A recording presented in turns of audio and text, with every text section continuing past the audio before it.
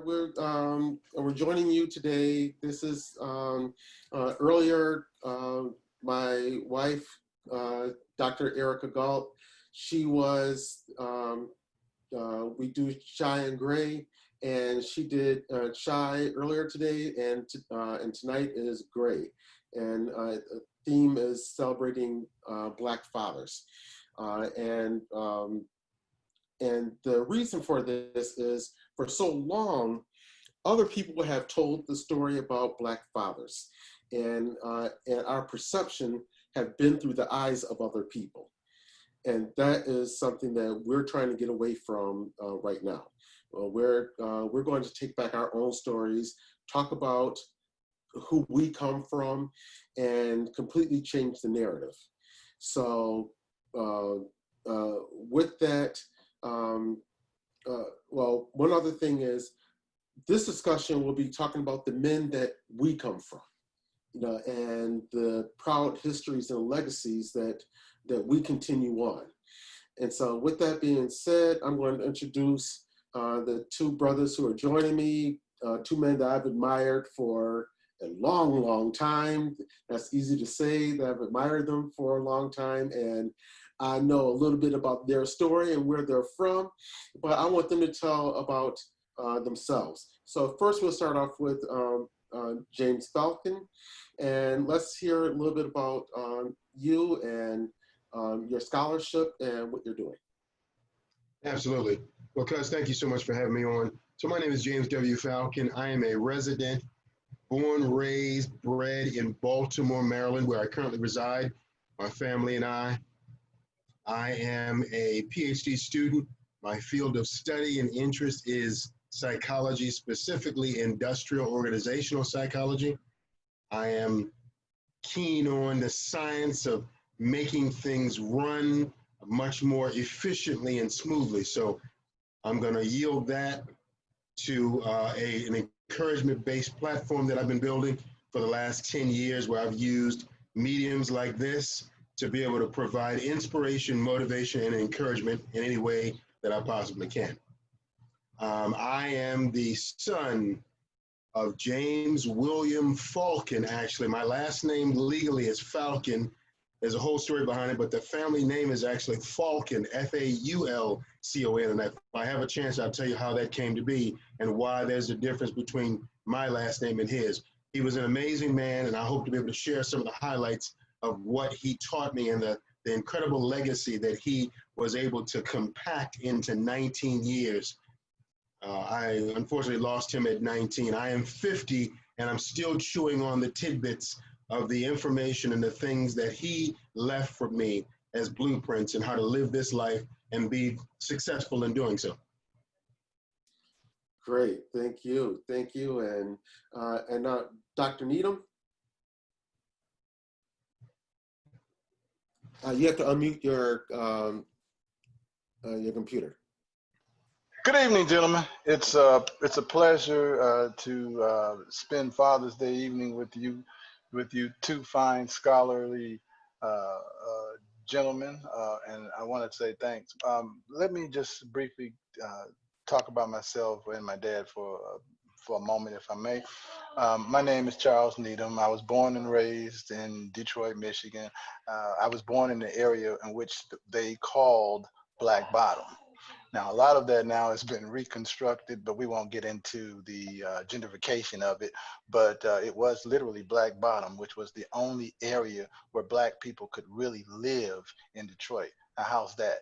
Now look at the city's 80% Black, but that's another story.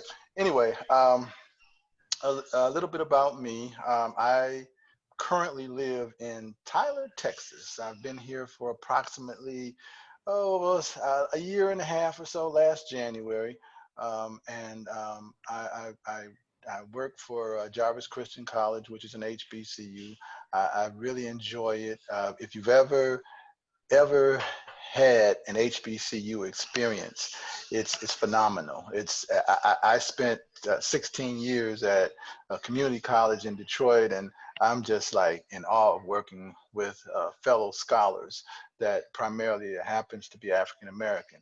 Our student base is primarily African American with a small percentage as well as Latino. We do have some Caucasian students, but not nearly as much as we have minority students.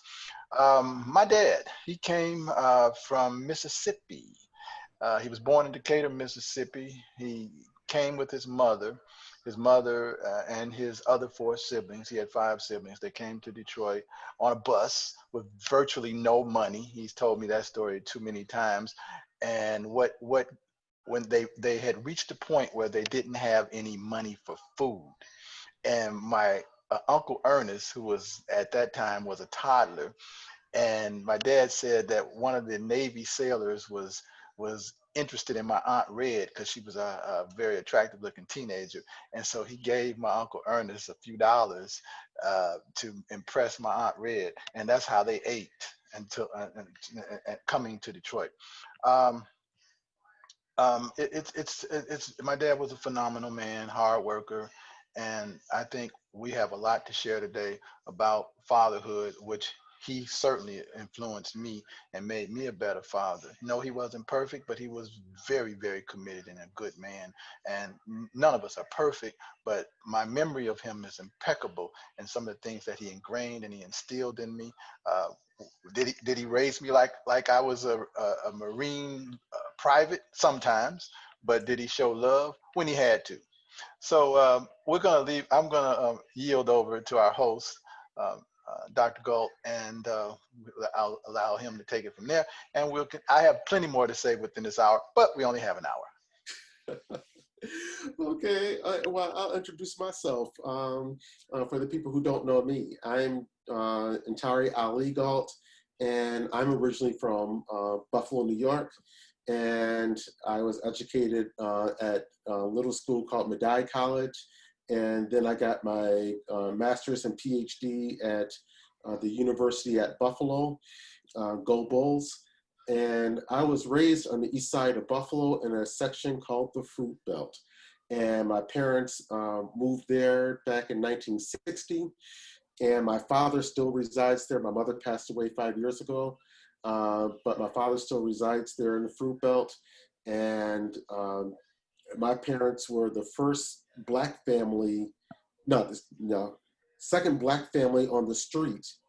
And amazingly, the first Black family on the street still live across the street. And they've been neighbors for 60 years. So those are some beautiful friendships. And on that street, I was blessed to know, blessed to get to know many Black men, and I was fathered by. I have a great father, but I was blessed to have other men all up and down the block, and which is a story that's not told. I went to a church with just beautiful Black men. I was just surrounded by them. If I start calling out the names, that could take up the hour right there.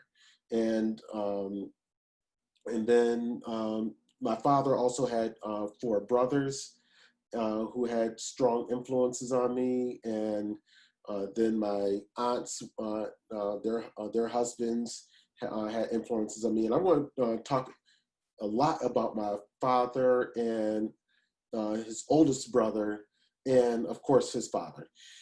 So with that being said, I'm going to go back to Brother Falcon. You started off the story and you said that you want to talk a little bit about how did that name come to be, where you ended up Falcon. You need to unmute your... Yeah, can you guys hear me now? Yeah. Folks. So you can tell that story and sure. Go further. My folks came up, my father's people came up from the South, from North Carolina, from Littleton, North Carolina, in that very first wave of what we know now to be the Great Migration. And they've reached Baltimore about 1920, 1930, or somewhere around there. They came First of all, I need to mention that on the Falcon side of the family, there is a heavy Blackfoot Indian presence that runs very prominently through my father's side of the family. And so when they hit Baltimore, I remember my dad telling me they were the only Falcons in the phone book at the time. And of course, if you were to have a phone book now and look, it's just there are goo gobs of Falcons, and I'm getting to know as many as I possibly can. But when when he got to Baltimore, his story is one that I have heard multiple times from the men, from my mother's brothers, and many men in both sides of the family, where come the Great Depression, my dad was 15. He put his age up to 18 to get a job to work on the railroad in hopes to help support his family. And he got drafted into World War II. So they sent a 15-year-old black boy to Europe with a gun in his hand. And he actually made a military career out of it, staying in the United States Army through all the way up until just before Vietnam broke out, and then he got out. And so when he sat at the desk, and I've mentioned this story multiple times in a few of my books and public speaking engagements, because it's crucial for how I've come to know who I am and the importance of a name and the importance of an identity. When my dad sat down at the desk, he was in an intake process with a, not so accommodating sergeant. And the sergeant said to him, "Son, what's your name?" And he said, "James." And he said, "Well, what do they call you in the neighborhood?" And he said, "Bill," which is what they called him. He was born James Reed, R-E-E-D, Falcon. And when the officer got finished, long story short, he said, "What do they call you in the street?" And he said, "Bill." And the intake sergeant wrote William down for his middle name. And he said, "Say your last name." Now, a lot of my folks say Falcon, even though it's F-A-U-L. Some say Falcon. My dad happened to be one to say Falcon. So he wrote F-A-L-C-O-N, and he dropped the U out of his name. So my dad was born James Reed Falcon, and he died James William Falcon. Now, that's significant for me for the variety of reasons. Number one, my dad was big, my mother and father both. They were big on family connections. I was typical as a black child growing up in a black household where my parents would tell me when I leave, "Don't bring shame to our family name." But the name was expressly important for that reason and for many others. And it was also indicative of we as a people who, when we came in contact with a racist system, it left an indelible impression on us in many negative ways. So with that simple interaction how often do you hear of that happening with other groups of people or anybody else? That was the first story I've ever heard of that happening. I'm sure it happens often. It was a simple clerical error, but it was clerical error enough that it reshaped a generation of that family, my family. And so I am now connecting with my cousins who are Falcons. I used to always threaten to want to change that name back. But anyway, the overarching point that I want to bring to this discussion is how important it is that we know who we are in terms of our identity from the Father, from our dad. And while my dad was very proud of being a Falcon, he also understood the importance of beginning anew with this last name as Falcon. And so he got out of the military, ending a long illustrious military career. He got reacquainted with my mother, who was actually a neighbor of his. That's a whole other broadcast. And they got married, and he wanted to start a family. And then that's when I come along in 1970. But the understanding of your identity, I get that, and it means the world to me to know who I am in relation to my father and to understand the history behind the name. And it's funny because I've been teased in every job I've ever had, because when I talk to people on the phone and they say, "What's your name?" I said, "Falcon," like the bird. And I make sure I spell it out for people because I refuse to let another clerical error happen to reshape or impact me further. It's not going to happen. So I make sure I tell them Falcon like the bird, Falcon. And all my coworkers always say, James Falcon like the bird, how are you? Because I am dead set on making sure you understand who I am. My legal name is James Wayne Falcon, and I abbreviated on everything. My books and all is James W. Falcon, and I am emphatic about that. I'm in kind of a headbutting going on with the university I belong to, because I want my records to reflect everything that says James W. Falcon. Don't change it. Don't call me Jimmy. Don't call me Falcone. It's important. I want to stay connected to the people with whom I am supposed to be connected. Don't reshape me. Don't redefine me. And I find myself not just, and I mean, I'm making a joke out of it in terms of the name, but it is part and parcel of what I feel is the fight as an African-American man, different broadcasts, of not allowing people to define who I am. Let me tell you who I am, and we go from there. My name is nothing short of what it is, James W. Falcon. There were 3 people I've allowed in my lifetime to call me Jimmy, and they still call me that, and they're very special people, and they are the only 3 that have that privilege. My name to everybody else is James W. Falcon. Depending on where you may know me from, school, church, wherever, you may call me by my middle name, but I am what I am, and that's a lesson that my father taught me. To be and to have and to understand the presence that you bring to a room, to a conversation, to any setting, whether it's scholastic, whether it's an around the way thing, or whether it's church, you bring a certain aura with you. Walk in that authority and that aura and be nothing less but the person you were designed and created to be. Excellent, excellent. And for Dr. Needham, and this is going to be a discussion also, but for Dr. Needham, you've given a little bit of background about your father, and it's funny, all of us come from military men. Both your fathers served in World War II, mine served during the Korean War. But when you were talking about your father, he was a remarkable person, and you had a powerful testimony about him on Facebook. About some of his background. Can you tell us a little bit about that? I sure will. And let me also add 2 things. James, you're 100% right. Don't let people define you by your name.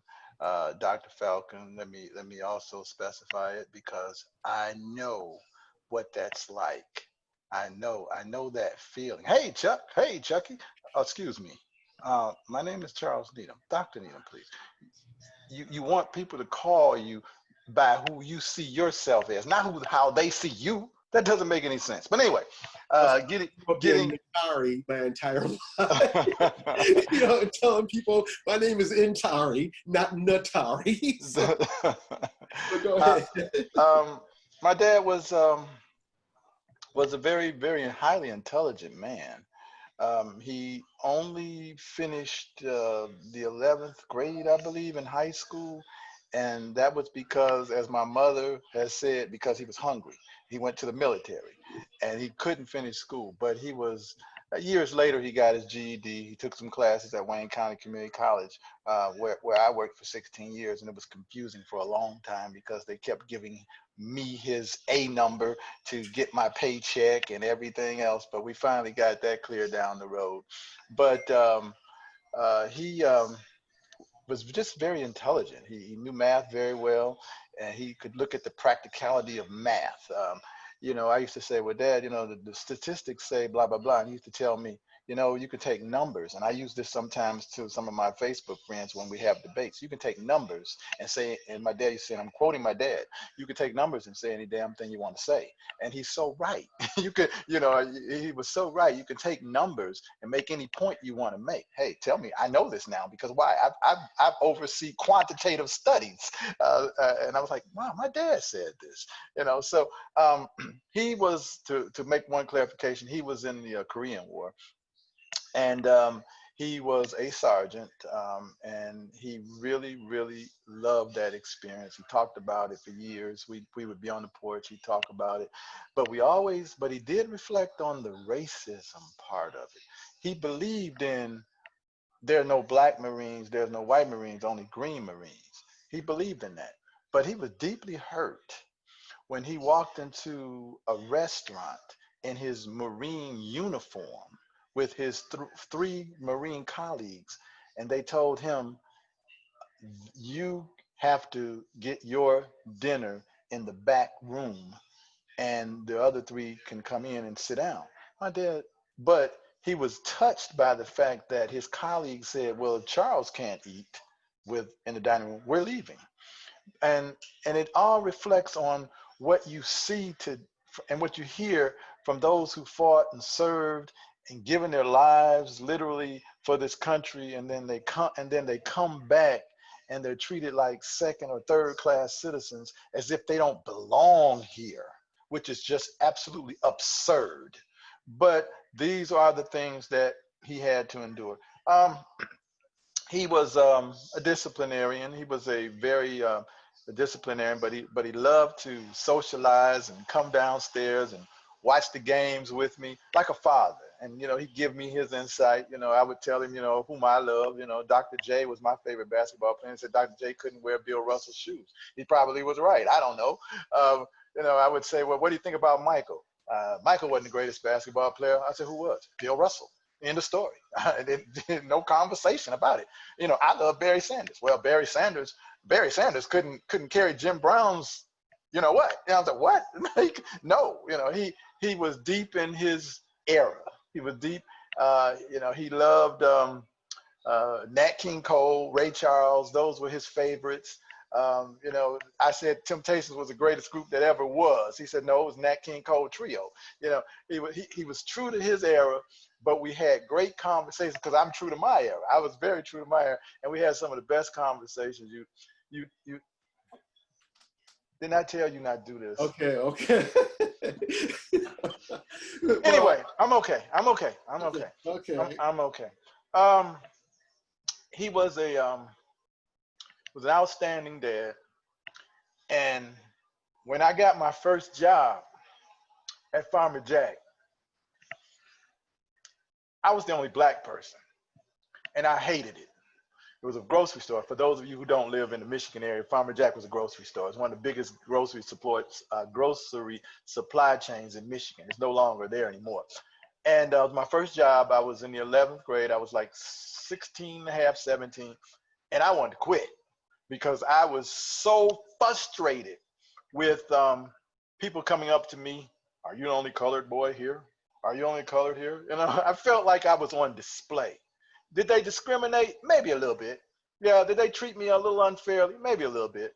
But my dad said to me, he said, boy, you're going back to work. When you find another job, maybe, you fine. But if you stay at Farmer Jack, you could be the manager. And he always told me that I could do something better. When I was in elementary school, he said, oh, I see you like to draw. Well, I don't draw very well anymore. But he said, I see you like to do a little bit. Why don't you be an architect? I said, oh. And that idea went out of my head. And then when I worked at Farmer Jack, he said, you stay here and you be the manager. He believed in that. He believed in taking me to a higher level. And not just with me, with other people he would talk to. I had a cousin who worked for Delta Airlines. He worked in, I believe, baggage or something. And my dad said, don't just work for Delta Airlines carrying bags. Be the pilot. He always had that. And to be very frank, it broke his heart because I could care less I could care less about school. In the 7th grade, which I repeated, I can say that now. I repeated the 7th grade, and he made me really, really regret that. Where I would see other kids who would repeat the 7th grade, would be in class, and they could care less, hey, whatever. But he made me very concerned and conscious of that. And so after I graduated from high school and I reached a certain age where I began to think about all the things he instilled in me, and I went to school and, you know, 2 masters, a doctorate degree, and all kinds of other achievements. And what he told my mother, he said, can you imagine when he was a child, we couldn't keep him in school. Now we can't keep him out. I was like, really? He really felt that, and he had conversation for anybody. And Ntare is a witness to that. He had conversation, and he could prove his point, and he knew politics. You know, he knew politics. He knew a lot about sports, of course, and he knew about life. And he also was a little bit of a handyman. He tinkered a little bit. He could fix certain things. And I remember when Marie and I got married, we had plumbing trouble. He came over, fixed it. Didn't charge us a dime, but he joked about it and said, you know, you'd had to pay somebody $500 for what I just did. I said, well, I thank you very kindly. Appreciate that. You know, so he really had a deep, deep soul, and he had a love for people. He loved his family. He loved Ntare's mother, which was his first cousin. He loved his brothers and sisters. He loaned people money that didn't pay him back. You know, he was really a real father. And I used what he taught me. And I thought about some of the areas where we didn't communicate on some things we should have, which we talked about later in life. And I used that to develop a stronger relationship with my 3 sons. And I am very proud to say that he helped me become a better father for the 3 sons that I have. And Ntare and I were talking today about how our Father's Day went. And you have to know that your Father's Day went pretty well when your youngest son of 17 years old bought you a gift. You know that you're having a fantastic Father's Day.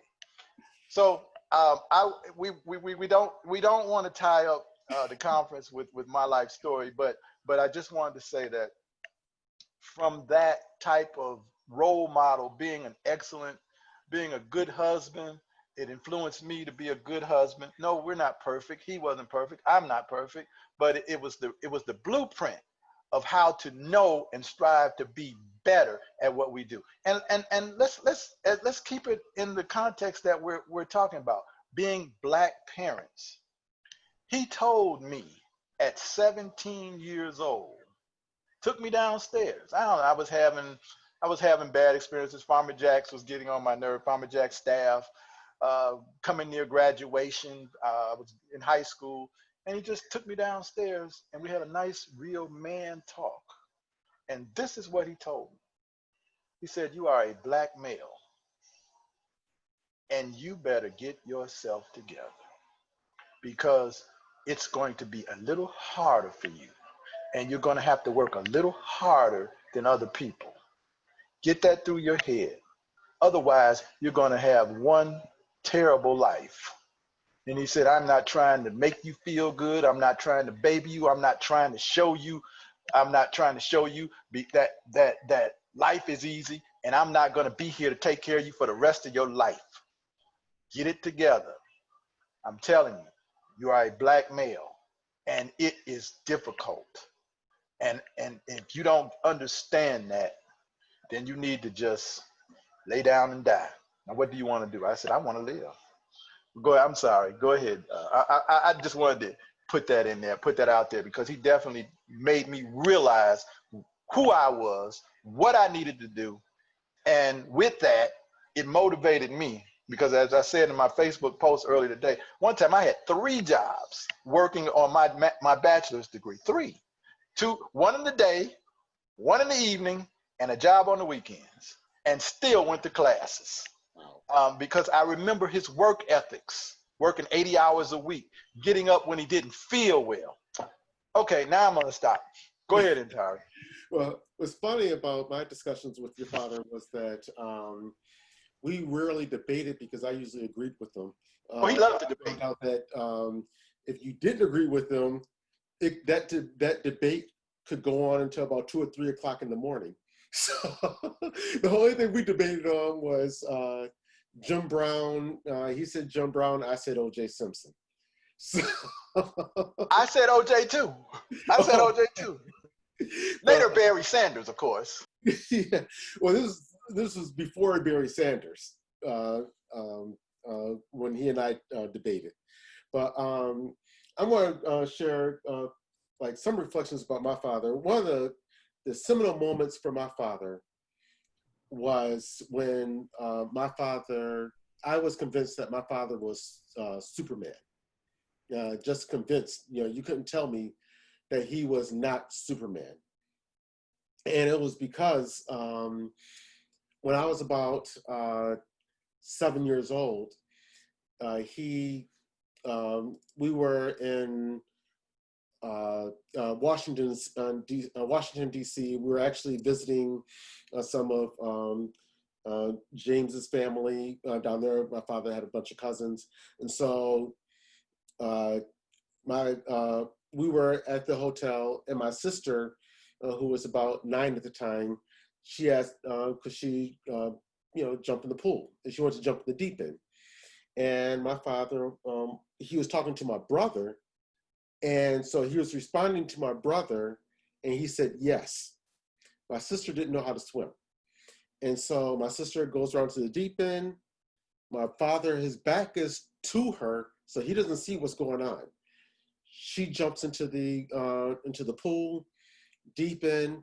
Immediately, she's sinking. She's fighting, trying to stay on the top of the water. And I was so shocked by what was going on. All I could do was grab his arm, pull him, point to where my sister was, and my sister was drowning. It looked like one motion. My father turned around, dove into the pool, and before I knew it, he came up on the other side with her on his shoulders. The lifeguards didn't even see what was going on. The lifeguards were actually sitting there in the conversation. And I said, nobody can tell me that man ain't Superman. That's Superman right there. He just jumped in the pool, and it looked like it was all in one motion. I don't even remember him taking a stroke through the water. I just remember him going through like Aquaman, coming up on the other side, and there she was. And from that time, he had me. But a lot of that came from his father. My grandfather was first generation born free in his family. My grandfather and James's grandfather were brothers. And my grandfather was born in 1879. His parents were born in 1845. So they were deep into slavery when they became free. And my grandfather was shot in the leg at 11 by mistake by one of his brothers. And the doctors only knew to chop the leg off at that point. But his father said, no, you're not going to chop his leg off because a Negro boy is no good, working on the farm with one leg. He can't do it. My grandfather dragged that leg around for the next 70 years of his life, and almost 70 years. And he had to build his house. His house burned down. He and James's father had a farming business together down in Packlet, South Carolina. And they had was 3 farms adjacent. Another one was his brother John. They had 3 farms adjacent, formed a farming business, lost their fortune in the Great Depression. Then my father was born during that time. The house burnt down because it was too close to the train tracks. He built the house in the same place. That one burnt down. He had to live in James's father's barn, and the whole family, he, his wife, and 6 children had to live in a barn, and he had to build his house back with reclaimed wood that he got from some torn down army barracks. And so that's where my father and then my uncle, where they got a lot of their spirit from. My uncle, my dad's oldest brother, was born with polio. And he was actually part of a set of twins. They cut his twin brother's umbilical cord too short at birth. And his brother bled to death. my uncle had polio, and my father talks about how his brother, because my grandfather was so old by the time he had my father. My grandfather was about to turn 54. And when my father moved up to Buffalo, his brother had to take care of him. And his brother was joking around with me one time saying, yeah, I was paying your father's, I was paying him some allowance. And then he came to me and said, I want a job. He said, what, my allowance not enough? Now, mind you, my Uncle Modell had a wife and 2 children at this point and was still taking care of his mother and his little brother. And then he got him a job at Dunlop. My father worked the next 45 years at Dunlop Tires. And so, yeah, before I get too far on that, I'm going to end that there. But one thing I want to ask you, Charles, is your father, well, not your father, not with you, during this time of what's going on, what are you doing for your sons, and how are you talking to them in this time of police shooting has been going on forever? Now it's videoed. We see it happening. We're seeing the police killings, and then we're seeing that they're not even making it to trial. If they make it to trial, they're not being convicted. What are you teaching your sons during this time? Well, let me say that I have 3, and my oldest is 28, and my middle is 25, 28, and my 17-year-old.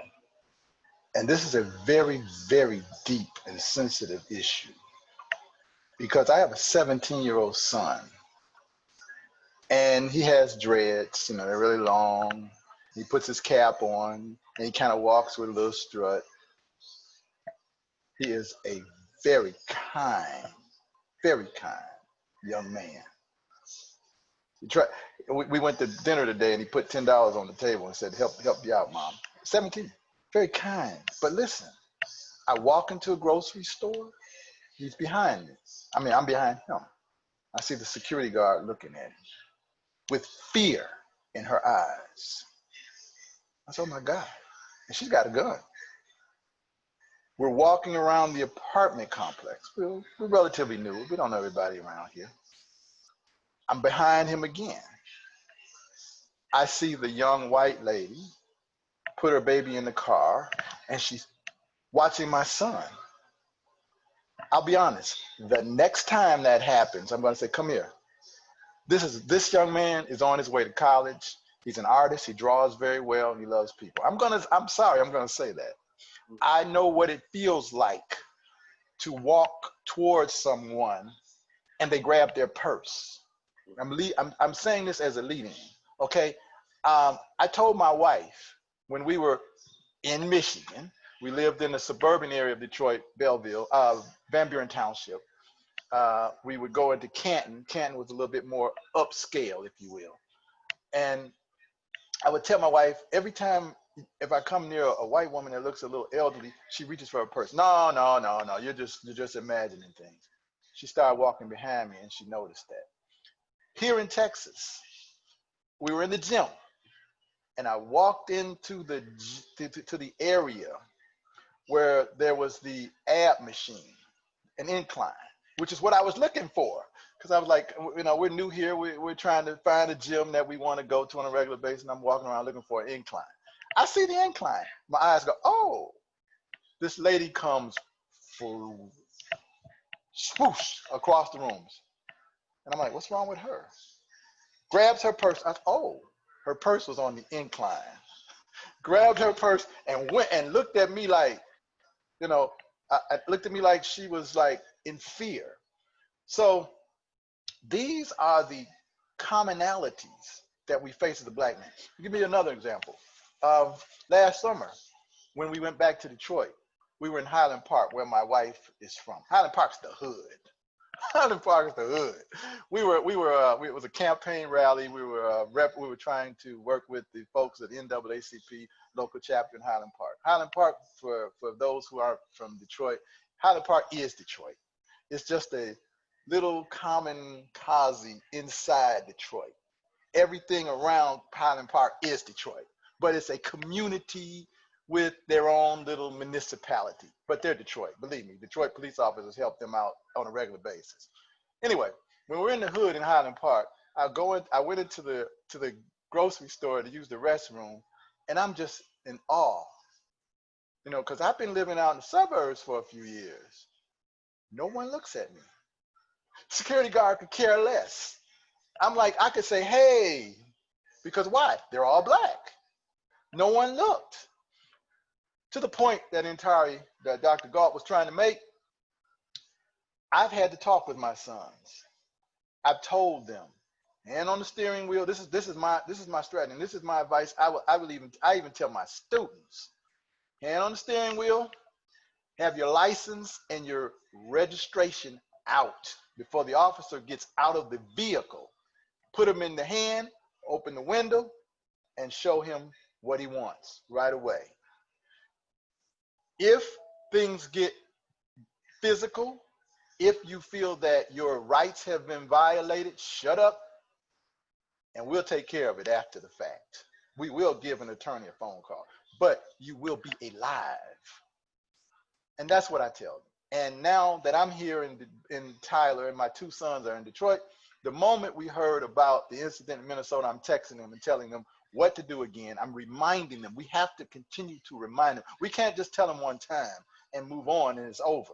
We have to constantly tell them how to act in a certain way. Is it ridiculous? Yes. Is it a shame? Yes. And we can't get, and I'm sorry if I'm going to show a certain side of my political ideology. We can't get comfortable and fall into this quagmire of people saying, well, you need to worry about your own communities. You need to worry about how black folks are killing more black folks. Excuse me, the hell with that. Okay, you don't have the right because you have sworn to serve and uphold. And don't give me this, we need to be concerned about our own. That narrative is a false narrative, and it burns me up because when you hear things like, well, these are the communities in which they need to serve, that need the police the most. We don't need police officers intimidating our children and making them afraid to go out in the community and drive. We don't need that. We don't need them to exacerbate. We don't need them to escalate a minor problem and make it into something worse. I apologize. I'm moving on. I'm done. Okay. Well, one thing I want to ask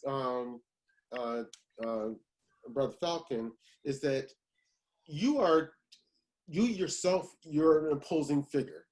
How do you deal? How do you deal in that minefield of walking around in your size, your stature, and it's tough. As a psychology student, I've had to come to grips with a few things. I stand at 6'3.5". Up until a recent medical event, I was 260, 270 most of my adult life. And I had to come to grips with the fact that when I walked into, whether it was in the mall or the street, if I came in the company of a white woman and she happens to clutch her purse, what I have come to believe and understand is that's not necessarily racism. If I saw me on the street, I would have a concern about what might happen next. I realize that my stature is what people see a lot of times, and they're reacting to my stature probably, I don't know whether first, second, or third, but they're reacting to my size versus my race first. I mean, you know our folks ain't talking. My brother's 6'8". When we come on up to people, they're seeing a person that they feel like they may have to grapple with. I think being African American adds an additional layer to it, but I don't think it's solely in those instances just a black man and a threat of a black. I think it's a big man is what the issue is. That's my thing, but I have to tie that back to thinking and to an approach in life that my father gave me. If my dad were alive, he'd be 96 years old. He was born in 1924. If he were alive, he'd be 96. I did the math in between conversations and almost burst into tears. My dad died when I was 19. And again, as I shared at the top of the broadcast, he managed to compact what I feel like is 80 years worth of living advice into those 19 years. And one of the things my dad used to encourage me to see was the reality and the totality of anything. So two quick things, but again, since we're talking about fatherhood, I credit my father for this. Number one, we have to come to grips with the reality of the situation in America. I deal very cerebrally with regard to my interactions with law enforcement, with my interactions with people in general as an African-American man. One of the things my dad always taught me was, if you are intelligent, if you are good at anything, don't boast about it. You don't have to sing and dance and bang on pots. Whatever you are good at, whatever your worth and value is, people will come to see that. So he instilled in me a confidence of being comfortable with who I am in my own skin. And as that relates, I do realize, and it does offend me, because I have stories that I can tell you that'll bring tears to your eyes of how I've happened to interact with my white coworkers, and they would say things like, oh, you've got 5 kids, and they would ask me dumb stuff like, oh, are they all from the same woman? We can go on and on about different things that people say born out of their ignorance of us as Black people. But again, I've had to come to a conclusion with that's just that person or a group of people and their ignorance, and to work as hard as I can when the opportunities avail themselves to try to bridge the gap. One of the things that my dad always told me was, he said, true intelligence. See, we lived in an area in East Baltimore that's been crime-ridden for a while, but it was an area that was all white when my parents bought the home back in '69. Like your folks in Ntare, when my parents moved into the neighborhood where I was raised, they were one of 2 or 3 Black families in '69. They moved there in what was called up the hill. They came across North Avenue and into what was a long time ago the county, but it was the city at the time they bought the home. But it would have been the suburbs in years prior. So they were in an area that they wouldn't have been able to live in, some 30, 40 years prior. And in settling down in that area, one of the things that my dad was constantly making me aware of is intelligence as being able to be effective in your communication with the people that you are in contact with. Be just as effective with the homeboys on the corner as you would be in the boardroom on the job. So I spend a lot of time painstakingly trying to find the words to communicate, to bridge gaps, to try to quell ignorance. Now, if you think, I'm going to make 2 things real quick here in the time we have, again, related to my father. If you believe that for whatever reason, by the fact that I have multiple kids, somehow you were conditioned to think that I wasn't worthy or capable enough of having multiple children by one woman, then you are sadder than I even realized. And I'm not sure if a conversation is even going to be worth my time or that person's. But we have to come to understand a couple of things. People have certain mindsets. We can't change that. The best we can do is to educate our children and our grandchildren about how to safely interact in certain situations, to not fly off because somebody calls you the wrong thing or they make wrong references. But I think the other issue is, and I just have to mention this, I think we have to come to grips with a startling reality, and this is apart from fatherhood, my brother, and that's the fact that we don't have issues, and again, this is for another topic, but I gotta slide this in the time we have. We don't have issues. As Black people, we need to take our fight beyond one or several racist police officers and a racist police station or police force. Our issue is and has always been with the United States Constitution. That's the thing that's failing us, not police officers. The Constitution is failing us, fellas. That's where the fight needs to be. We got to figure out what needs to happen legislatively for us to get what we need to have. See, we're talking, see, Eric Garner was choked. Our brother recently somebody put the neck on him. We've been shot, we've been stabbed, we've been treated horribly. Nothing changes until the law does. So we've got to figure out what buttons to push to make legislative change. Other than that, everything fails us because the document is failing us. That's the issue. Anyway, my point in terms of how all of this relates to fatherhood is my dad left a really good legacy of communication. My dad couldn't read or write for the longest time. And he went to school, he got his high school diploma late in life. I think he was in his 40s, maybe late 50s, early 50s. And then he went to Coppin State College in Baltimore, where he studied sociology. And he was a science geek. He read, he had an insatiable appetite for reading. One of the first things that I remember in my home growing up in East Baltimore, it wasn't toys and colors and things. I remember books. We had a small library in the basement of our home. We had a bookshelf that was about 6 foot by 6 foot with a ton of books that my dad had read and was reading. He would come downstairs in the morning on Saturdays. He would sit in his favorite chair and he would read through 2 or 3 books in a weekend. And then he could be able to articulate what he read and to be able to share with me how that information could be useful in everyday life. He left a lasting legacy on how to connect dots and how to function. So going back to your original question, you know, my children, as you know, Cousin Ntare, Brother Needham, you don't know this, but my children are mixed. I have some white, some black, some mixed. And, you know, what I try to share with them is we need to see people first as people. And then if they want to act in accordance with a particular race and treat us accordingly, then we just need to know that. We can't change people's mindsets, but you don't let people abuse you. You don't let people beat up on you. You are not a doormat for people to wipe their feet. But you approach everyone first as a human being, and then you let them define themselves by whatever mindset they want to have, and you deal appropriately, you deal harmoniously as much as you can, you deal kindly with them in that respect until you can't deal with them kindly anymore, and you start to disconnect and distance yourself. But again, I go back to the position that we're in as African Americans is because the document has failed us, and we need to do something along those lines. End of story. Thanks, brothers, for having me. Okay, well, that actually brings us up right up to our time. One thing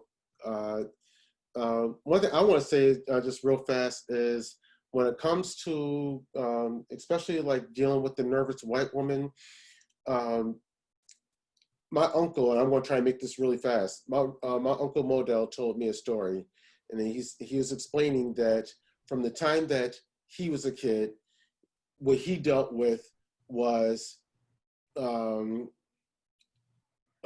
the South was someone making an advance, a white woman making an advance towards him, and if he declined their advance, they would then say they were raped.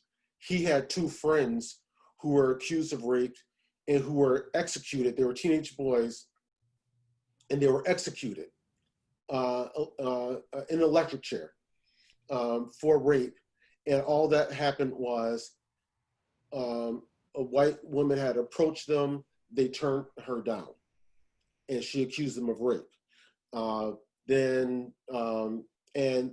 that's what I found to be the biggest thing that I dealt with is oftentimes I've been in the grocery store, I'll be with my wife and just be myself and a white woman in the aisle, and she'll actually be trying to flirt with me a little bit. The second my wife walked into the aisle, I'll see her clutch her purse. She's nervous now. She's scared. And I have to tell my wife, she was not scared of me until you walked in the aisle. In fact, she was about to pass me her telephone number. So, And sorry, I don't mean to interrupt you, but I've got a few stories like that. yeah, Friendly when it's isolated, chains exactly. when other people come around. I've talked about that to my wife many times. I'm sorry for cutting in on Yeah, but yeah, so yeah, I just wanted to get that story in. But I want to say thank you so much for spending this time on Father's Day. I hope that everybody watching got something out of it. I learned something about both of you that I did not previously know. I learned a lot about your fathers, that things that I did not know before, and I learned something. And in those stories, I learned a lot about the Black experience and how diverse it is, and even with people who came up together. So, with that, peace. Have a great rest of your Father's Day. it. It was my pleasure. Enjoyed both of you. Great conversation. You're both excellent role models because you're doing positive things. God bless both of you. And last thing I want to say, I didn't mention that my area of expertise is business administration.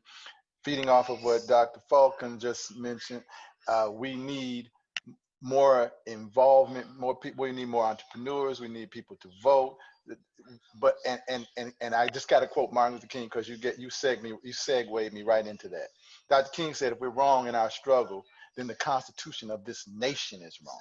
He went on to say other things, but you're right with regards to the Constitution. But the Constitution is not going to change because we have to fight within the legal realm because it takes 38 states to ratify a constitutional amendment.